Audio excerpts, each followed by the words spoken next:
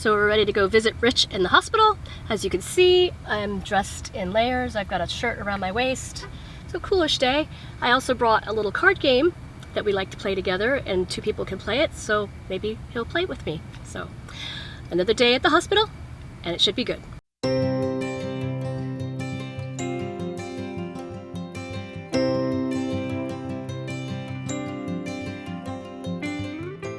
Okay, welcome to this week's episode of Luv Subbin, and this was an episode we certainly weren't planning on doing. No one expects to get sick while they're on the road, and no one expects to end up in the hospital, I don't think. Right, I ended up at the hospital with Influenza A compounded with pneumonia for 6 nights, and it sucked.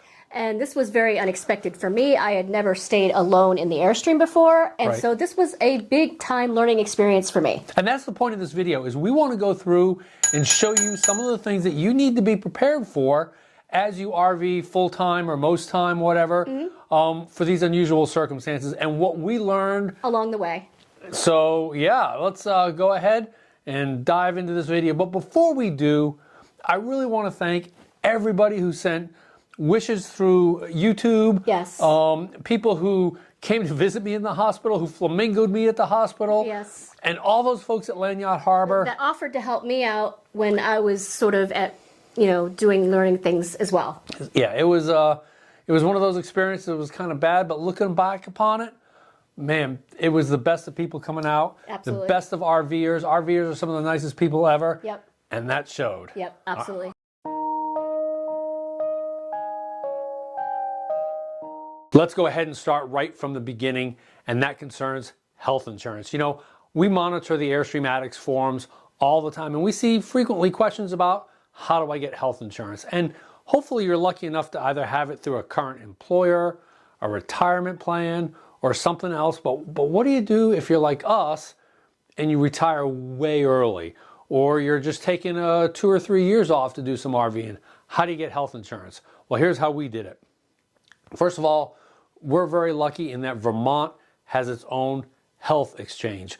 And the health exchanges are part of the Affordable Care Act, okay? So Vermont's got its own health exchange. If your state doesn't have a health exchange, you can go to the federal one, which you can kind of see here. And all that is a place in which you can purchase your health care insurance, and depending upon your income level, it'll provide subsidies to help you pay for that insurance if your income level is a part of the federal level that they set that says if you're below this amount of income, you get a subsidy. So it's right through Blue Cross Blue Shield of Vermont. It's the normal health insurance plan.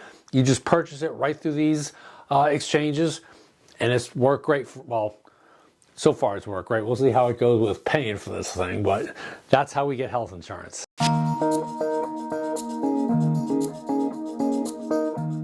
All right, so let's go through some of the things that you learned that every RVer should know before you get yourself into a pickle. That is true. I learned how to dump our black and gray water tanks. Yeah, I have always done that. And it never even entered our minds that if all of a sudden I'm gone for a week, she's going to have to dump the tanks. And it may seem easy, but if you've never done it before. I had never done it before. Right. I've watched you do it, but I've never done it. And so how'd it go? Was there any spillage? No, there was not. You told me exactly how to do it and make sure all the connections were tight before I started pulling any of the valves and stuff like that. Had the gloves on. Yep. And things worked out. So number 1, know those systems like dumping of tanks. Mm-hmm. And so the second thing that I had to get a fast instruction on was learning to drive the truck, because I've driven the truck, but not to that extent before. Yes. Driving it at night, driving it in the rain. You've seen some of our videos where Cindy goes ahead and tows, and there's short periods and stuff like that, but they're usually a sunny day. Yeah. And during the day. And so one of the, you guys, if you've watched our channel, you know what a big proponent of F-150s I am as far as a tow vehicle. And I remember when we were buying the Luv truck, we test drove a 250, and what do you think? I thought it felt really big. I mean, this 150 feels big, but the 250 felt really big. And I remember your words to me saying, I can't drive this. Right. And so if all of a sudden and if I had said, well, don't worry about it, I'll do the towing. But even with that 150, how'd it feel? it still felt big, and there was a learning curve because number one, the first day or first night you were at the hospital, I ended up driving back to the campground, and I didn't know how to turn the lights on. Right. Because it was completely different from my car, which is on the little stick. It's the little things like that that catch you. How to turn the lights on. So what'd you do? So it was twilight, and I drove back without lights. Perhaps not the safest thing Probably in the not world. the safest thing to do, but I was fiddling with everything, trying to figure it out, and I ended up doing a YouTube video. And you know what? When Cindy, like I said, when you drive, we would never do it at night in the rain. You did all of that stuff. I did. It was a fast learning experience. It was learning experience, learning how to park the truck as well. Try and park a 250 or a 350 versus the 150. Well, the problem was the medical center that Rich was in the hospital at was that there were lots of parking lots. A lot of them were full, and if I did come across a parking spot, it was one that I didn't quite feel comfortable parking in. Yeah. So, there was that, and, just learning how big the truck is, because I think I ran over a few curbs. Yeah, how many curbs did you hit? Probably about 4. Oh, well. All right, after finding and going through 4 lots, I finally found a parking spot that I could trust myself to get into. It was very tricky. You know how wide the trucks are these days. And we are going to go visit Rich. So this is something that I've actually been pretty proud of, is my parking jobs. I have hit a couple curbs, but I haven't crashed the truck yet, so I consider that a win. Yeah, Truck so survived. no crashing, nothing like that, but just... So it's learning the systems of the truck, the simple things like how to turn the lights on, Yeah. because it's not like her Honda. Right. All right. Anything else you learned? Making coffee. Yep, I learned how to make the coffee. I do all of that. Yep, I learned how to make the coffee in the morning. That's pretty much it, but if I had to hitch up, I'm sure I would have had plenty of help at the campground. And also, if I had to hitch up, the checklist would have helped as well. Yep, absolutely. So those were the things I sort of had to learn, and sort of the hard way. It's kind of like learning a language when you're just dumped into the culture. So Right. I did all right at the end.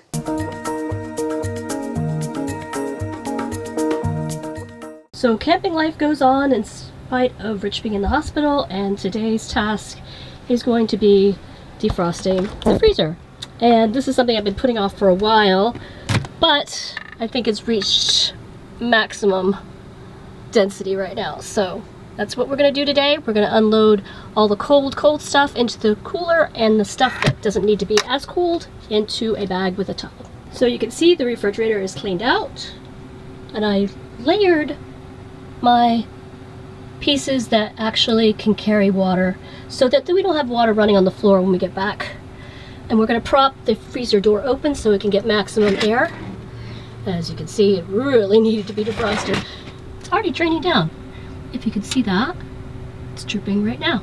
It's never a convenient time to defrost the fridge, but it's a good thing to do, because I think once it gets to a point where it gets too icy, it starts reducing the efficiency of the whole unit. So we'll see how it goes. And you can see I'm just leaving the door propped open while I'm going to be gone. And it should do its trick. So the next thing before we take off, we're going to go and dump the gray tank real quick. Alright, it's become my normal routine before visiting Rich in the morning to stop off and drop the garbage off and check the mail and check out this parking job that I did. That is jackpot touchdown. I'm starting to get pretty good with the truck. Pretty proud of that.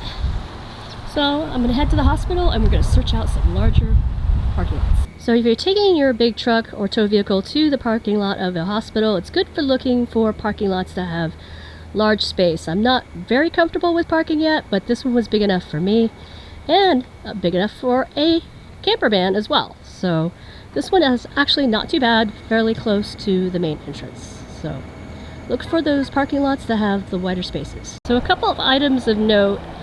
These little campsites come with a little pad for the truck, and you sort of have to get it precisely on that, their tires precisely on the concrete there, and you can see my job there. Sometimes it's good, sometimes it's bad.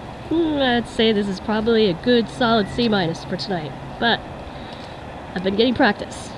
So we went to the grocery store today after visiting Rich, And he mentioned that it was probably 80% that maybe we're going to have water on the floor due to the refrigerator defrosting. We're going to see how that turned out. Well, I would say that Rich won his bet. There is a little water on the floor, but you know what? I'm not sure that counts. That's pretty good. I don't see any other water here.